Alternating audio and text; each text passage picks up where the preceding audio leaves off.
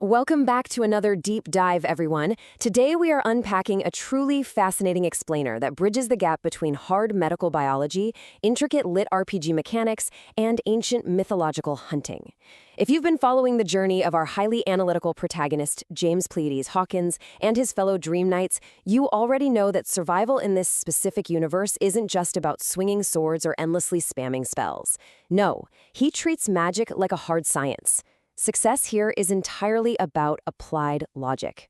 So we're going to break down exactly how these characters use real-world scientific principles, think cellular respiration, winter hibernation, and ecological supply chains, coupled with incredibly complex zodiac-themed systems to save a life, track an invisible assassin, and take down an immortal beast.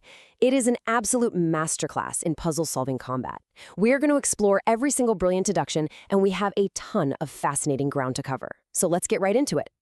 Real quick, here is our structural roadmap for the explainer. We'll kick things off with the medical survival tactics in the healing phase, shift into an ecological investigation with the venomous supply chain, track our unknown boss, break down the incredibly tense Basilisk encounter, and finally, analyze the ultimate, flawless counterplay. All right, starting off with Section 1, the healing phase strategies, where biology truly meets gaming. To really understand the brilliance here, we have to look at the immediate crisis, a severely debilitated patient suffering from a mysterious, wildly aggressive venom. Kieran and Concordia are working tirelessly to keep this patient alive, and to do so, they utilize an incredible lit RPG mechanic known as the cancer system. This system features an egestion by channeling function. Now, you might be wondering, what does that actually mean in practice? Well, think of it like an intravenous medical drip feed that you would see in a real-world hospital ICU, but powered by magic. It means they can channel specific recovery food items directly into the patient's biological system. This is a game changer because it entirely bypasses the need for the patient to be conscious or physically able to swallow. But here's where it gets really smart. They don't stop at mere feeding. Kieran realizes that certain underlying stats, like vitality, energy boost, and mental fortitude, never actually hit zero if you properly manage the surrounding environmental factors. So by bringing the patient into regulated sunlight, they are naturally regulating circadian rhythms and synthesizing vital compounds. On top of that, by ensuring constant, fresh ventilation, they clear airborne toxins and allow the body to maintain maximum cellular respiration. The brain desperately needs oxygen, and the blood releases energy through these natural metabolic processes, which literally prevents the venom from suffocating the cells. They are taking real-world human biology and using it to aggressively hack the underlying magic system. It's just brilliant. And this wonderfully illustrates the stark contrast between two completely distinct survival strategies playing out at the exact same time. On one side of the coin, we have Kieran and Concordia engaged in active healing.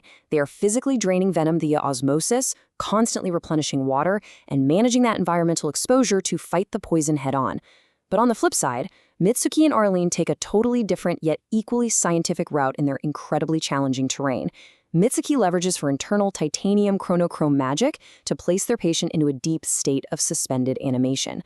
Now, let me tell you, this is like walking a tightrope without a net. It is a massive, massive risk. If her magic stutters for even a microsecond, the patient's heart completely stops and they die instantly of cardiac arrest. No respawns, just game over. However, Arlene, playing the role of the information specialist, points out the sheer genius of the logic here. It's exactly what bears do during winter hibernation.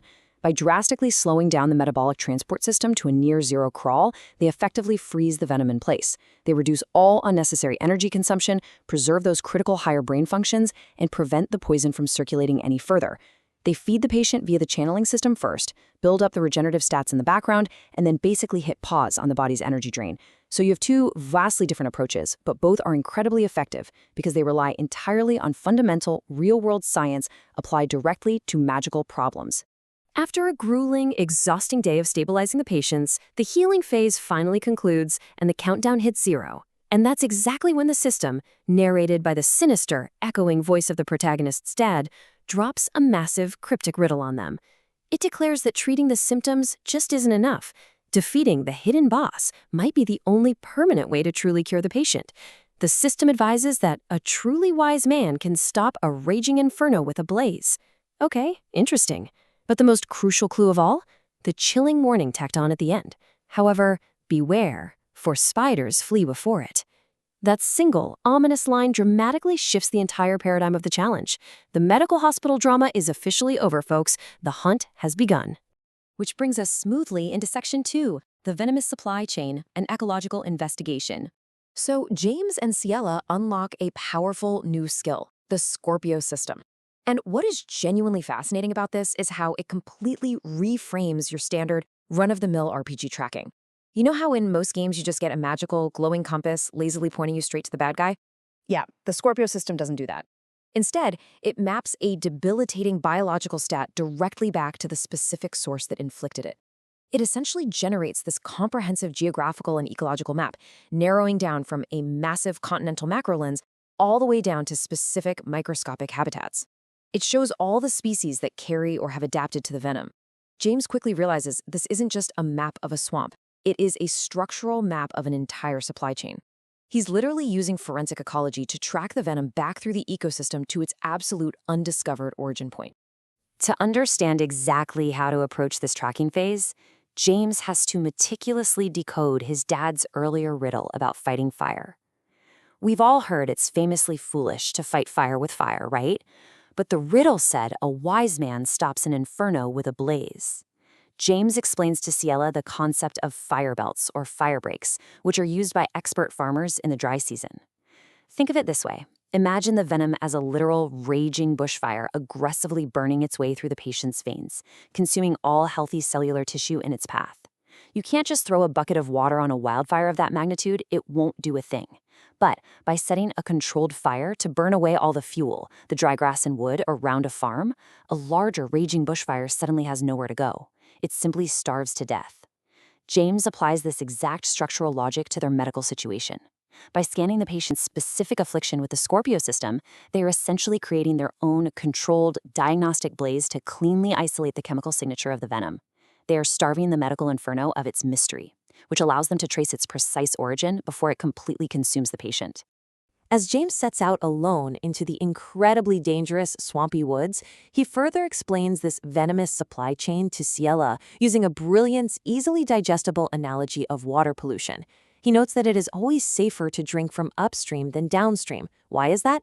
Because the producers upstream have pure, unadulterated access to the resource. The closer you are to the absolute source of a product, the more wholesome it is, and importantly, the more accountable that producer is. But downstream? That product is intercepted, it's diluted, it's polluted, and the original source successfully hides behind a murky veil of anonymity. The venom currently ravaging their patients' veins is that polluted downstream product. So to find the pristine cure, James must use the Scorpio system to relentlessly trace that ecological pollution all the way upstream, past all the middlemen, to finally confront the true corporate producer, the hidden boss. And that leads us to Section 3. Hunting the unknown boss, where preparation is absolutely everything. Leaving Ciela behind to heavily guard the patient against any auxiliary attacks, James prepares for what he already knows is going to be a legendary life-or-death encounter.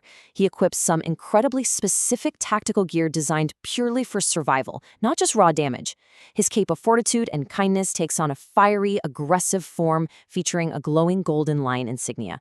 He summons his protective watery armor, but most importantly, he equips his specialized sunshades, which immediately transform into a dark shadow that partially masks his face. Then he loudly and dramatically unlocks his power and speed limiters. And guys, the sensory impact of this is massive.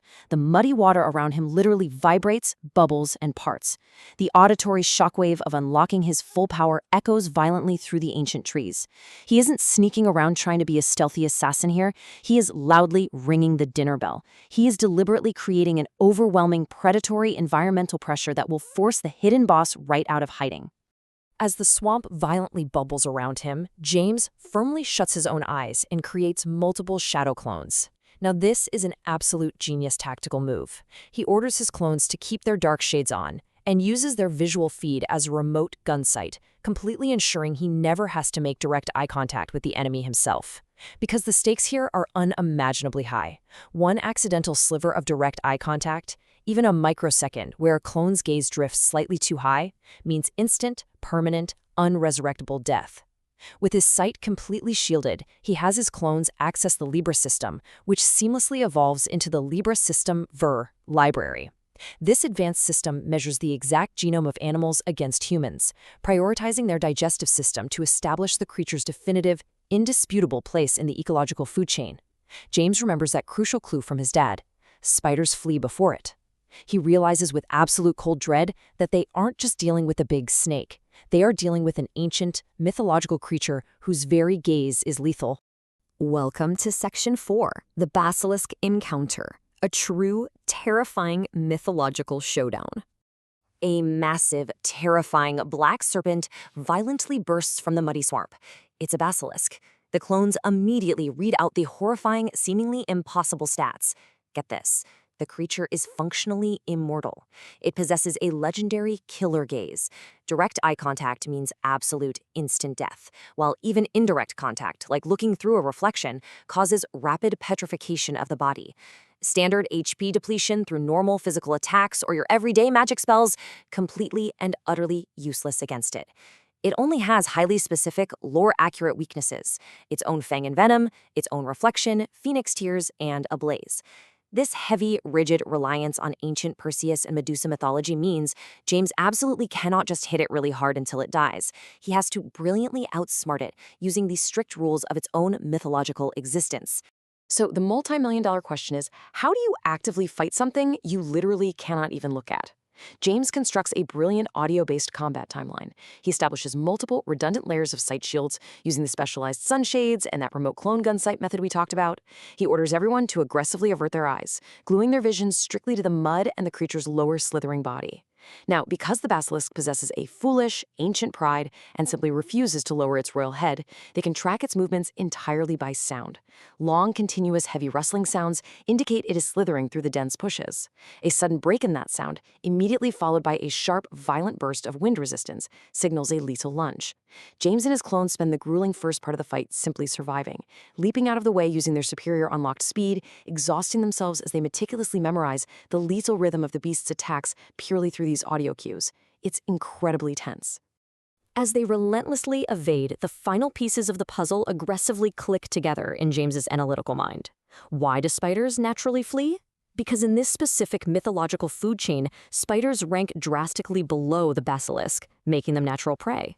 Why do phoenix tears reliably cure the venom?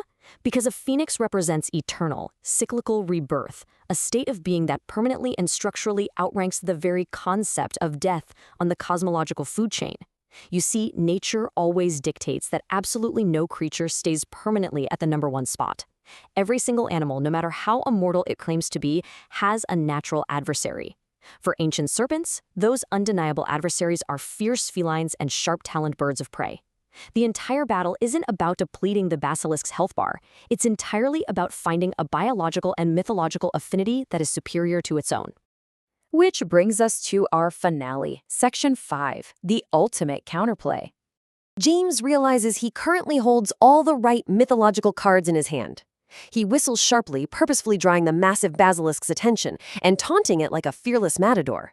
As the immortal serpent charges in for the absolute kill, James performs a wildly daring split-second maneuver. He seamlessly sidesteps the lethal attack and delivers a brutal, devastating lariat directly to the beast's dentals. The sheer audacity to literally punch an immortal snake in the mouth is incredible, but the impact is so mathematically precise that both of the basilisk's massive fangs are knocked entirely loose and tumble right to the muddy ground. In one perfectly calculated move, he has successfully procured the only physical weapon capable of harming the beast, its own venomous teeth. Even though James takes a glancing, incredibly dangerous hit during the maneuver and bleeds, the lethal wound instantly and miraculously starts to heal itself. At this exact pivotal moment, the system evolves once again, transforming into the Leo system ver extrasensors. When intelligently utilized mid-battle, this system meticulously scans for deeply hidden enemy and ally traits. It officially confirms exactly what James had already deduced through sheer logic. The basilisk's fatal secondary weaknesses and absolute natural foes are indeed birds of prey and felines. And more importantly, the system detects James's own innate traits, dynamically kicking in to counteract the venom in real time. The final piece of the puzzle clicks perfectly into place when the Taurus system is activated to reveal James's hidden integrated stats. Let's look at how these traits stack up. Because he is fundamentally affiliated with the House of Lions, channeling the traits of an apex feline predator that crushes physical limits, he can inexplicably inflict actual physical damage and actively suppress the basilisk's magical abilities. Furthermore, because he's intimately affiliated with the Suzaku peristilium, which links directly to the mythical griffin or eagle, representing absolute avian aerial superiority, he is granted infinite, rapid regeneration and complete immunity to the venom. But the absolute kicker here, this seamless fusion of these two mythological traits grants him complete and total invulnerability to anything the basilisk can possibly throw at him. He is the ultimate counter. Armed with this absolute, undeniable certainty, James boldly taunts his ancient arch-nemesis one last time. Standing fearlessly before the beast, he declares, "I am now completely invulnerable to your attacks, while you, on the other hand, my friend, are now allergic to your own attacks." In a blinding flash of overwhelming, unrestricted speed, he disappears from sight and brutally nails the basilisk's massive head into the swamp floor, using its very own dislodged fangs. It is the ultimate poetic reversal. He doesn't defeat a supposedly immortal creature by simply being stronger or hitting it harder. He thoroughly defeats it by weaponizing the very rigid rules of its own existence against it. As the shadow clones silently vanish and the system triumphantly announces a KO, James casually dusts his hands off, declaring an absolute, flawless victory. The system screen brightly flashes, integrated signs Ver, Libra, Leo, and Taurus complete. This phenomenal moment perfectly encapsulates the absolute mastery James has over his chaotic environment. He didn't just passively use one magic system, he seamlessly integrated the Libra system to deeply understand the biology, the Leo system to identify the hidden mythological weaknesses, and the Taurus system to permanently weaponize his own stats. It is a profound testament to the fact that true victory here is won with intellect, not brute strength. So what is the big takeaway for us here? The crucial point is that in this specific universe, relying purely on brute force will quickly get you killed.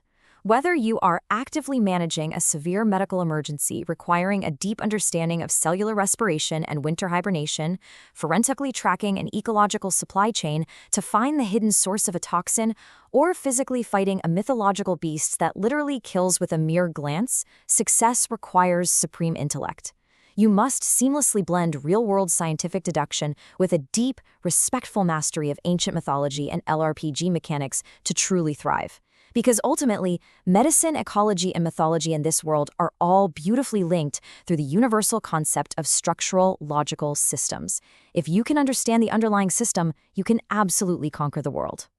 They miraculously saved their poisoned patient and systematically took down a terrifying, immortal beast without even breaking a sweat, doing so entirely through the sheer power of deduction and logic. But we have to remember, this is just one single boss, hidden within a vast, uncharted ecological map of dangerous anomalies. With the ancient basilisk permanently defeated and these incredible, integrated zodiac systems now fully unlocked at James's disposal, what even deadlier mythological anomalies are patiently waiting in the deep swamps to be hunted next?